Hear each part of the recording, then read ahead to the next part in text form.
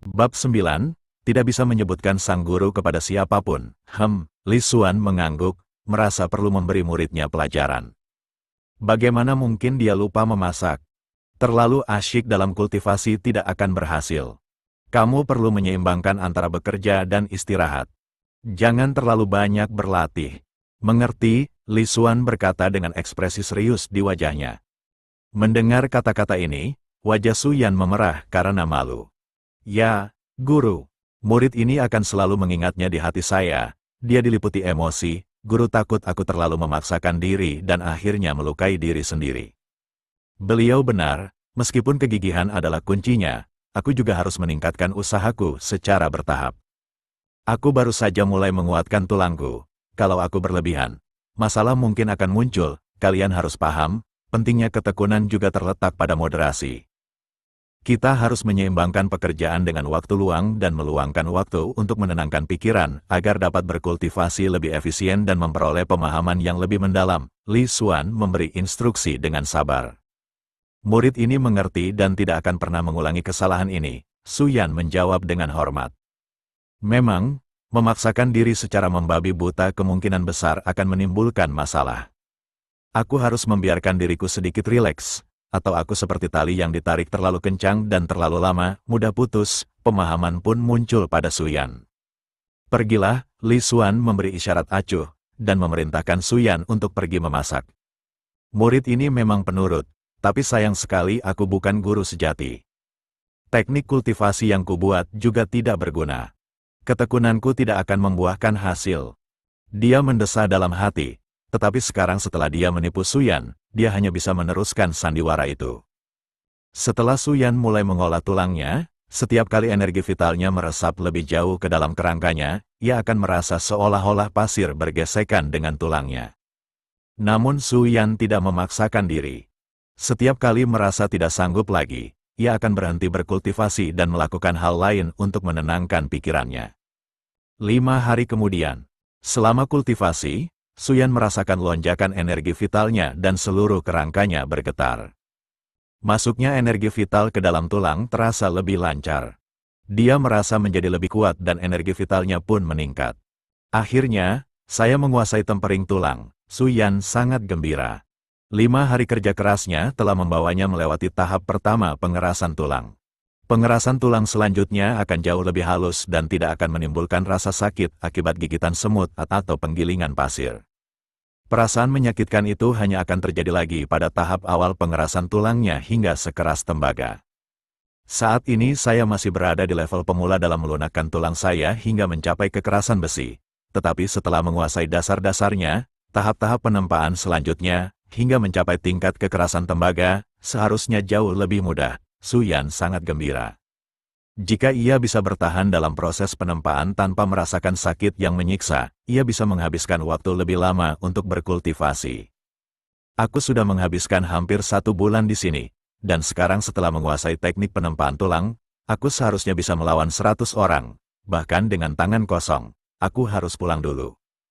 Aku sudah menggunakan semua anugerah inisiasi untuk guruku untuk kultivasiku sendiri. Aku harus membeli beberapa bahan obat langka dan menyiapkan anugerah inisiasi lain untuk guruku. Su Yan tahu bahwa meskipun gurunya tidak peduli dengan bakatnya, sebagai murid, dia tidak bisa mengabaikan tradisi menghormati gurunya. Mengingat tingkat kultivasi guru, beliau tidak akan peduli dengan harta karun langka. Lagi pula, di mata orang biasa, harta apapun hanyalah harta duniawi. Apa yang harus saya persiapkan sebagai hadiah inisiasi? Tenggelam dalam pikiran yang mendalam, Su Yan tiba-tiba menepuk dahinya saat menyadari betapa bodohnya aku. Tuan tidak peduli dengan harta duniawi. Selama aku menunjukkan ketulusanku, dia akan menghargainya. Jika aku memberinya beberapa ornamen emas atau giok untuk menghiasi kamarnya, dia pasti akan menyukainya. Memahami hal ini, Su Yan merasa jauh lebih rileks.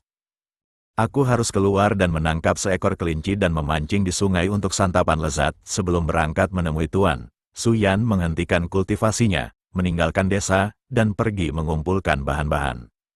Melihat meja yang tertata rapi, Li Xuan tersenyum puas. Muridnya memang patut dipuji. Makanannya makin lezat, jumlah lauknya pun makin banyak.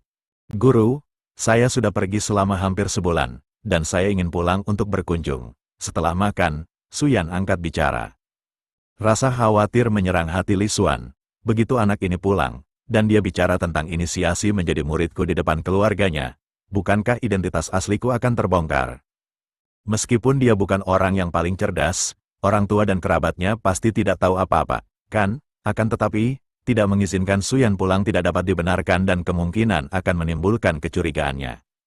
Setelah berpikir sejenak, Li Xuan berbicara, baguslah kalau kamu pulang untuk berkunjung. Tapi, aku harus mengingatkanmu bahwa sampai kamu mencapai tingkat kultivasi tertentu, kamu tidak boleh mengungkapkan hal ini kepada siapapun, termasuk orang tuamu. Mengerti? Baik, guru.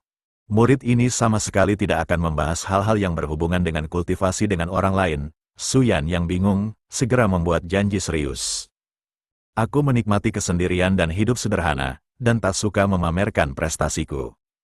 Meskipun aku telah mengangkatmu sebagai muridku, kau tak boleh menyebutku sampai kau mencapai tingkat kultivasi tertentu.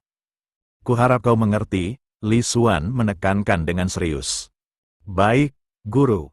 Sampai saya mencapai tingkat kultivasi tertentu, saya tidak akan menyebut Anda sama sekali, Su Yan berjanji dengan sungguh-sungguh. Jika saya gagal mencapai tingkat tertentu, itu berarti saya tidak ditakdirkan menjadi murid guru. Guru membuat pengecualian dengan menerima saya sebagai muridnya. Jika saya gagal mencapai tingkat itu, reputasi guru akan tercoreng. Sebagai murid, saya harus menjunjung tinggi kehormatan dan reputasi guru. Su Yan merasa agak bersalah. Bakatnya tidak terlalu bagus. Jika ia gagal mencapai level tertentu, ia akan mencoreng nama baik guru dan mempermalukan guru. Sebagai murid, ia harus mengutamakan kehormatan dan nama baik guru.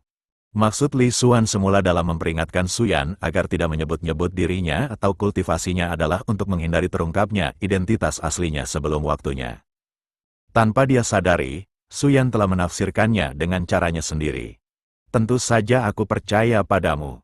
Kamu harus segera pulang. Selalu pastikan keselamatanmu di jalan. Ekspresi Li Xuan melunak, dan dia mengingatkan Su Yan lagi, kau harus melewati hutan jahat sepanjang 30 mil dalam perjalananmu. Ada harimau ganas dan binatang buas di dalamnya. Kau harus ekstra hati-hati agar tidak terluka, hutan jahat itu sangat berbahaya. Su Yan yang sendirian, jika berhadapan dengan harimau ganas atau binatang buas, mungkin akan kesulitan bertahan hidup. Li Xuan hanya bisa memberi peringatan. Soal apakah Su Yan bisa menyeberanginya dengan aman, itu semua bergantung pada keberuntungannya. Baik, guru, Su Yan berlutut dan dengan hormat bersujud 3 kali. Tuan, saya akan pergi paling cepat 6 atau 7 hari, atau paling lama 11 atau 12 hari. Saya pasti akan kembali untuk melayani Anda. Saya menghargai perasaan Anda. Melihat rasa hormat Su Yan terhadap gurunya dan baktinya kepada orang tua, Li Xuan agak tersentuh. Bagaimana penipuan ini, yang awalnya begitu polos, bisa membuatku punya perasaan? Aduh, kurasa aku memang tidak ditakdirkan menjadi penipu. Aku terpaksa melakukannya. Li Xuan merasa tidak berdaya. Dia benar-benar benci membodohi orang, tapi sialan Su Yan, yang ngotot ingin mempercayai siapa saja, malah mengemis untuk ditipu, dan harga hadiah inisiasi yang diberikannya terlalu tinggi. Su Yan lalu pergi. Li Xuan berdiri di lereng di pintu masuk desa, memperhatikan kepergian Su Yan dengan ekspresi rumit di wajahnya. Semoga dia berhasil melewati hutan jahat dengan selamat. Bocah konyol ini. Desah. Dia menghela napas dan kembali ke kediamannya saat Su Yan menghilang dari pandangan. Saat dia duduk di kursi di bawah pohon besar, dia tiba-tiba merasa sedikit kesepian. Brengsek, aku sudah terbiasa ada murid di dekatku. Sekarang aku sendirian lagi. Rasanya jadi tidak nyaman. Li Xuan menamparkan mukanya dan tidak dapat menahan umpatannya.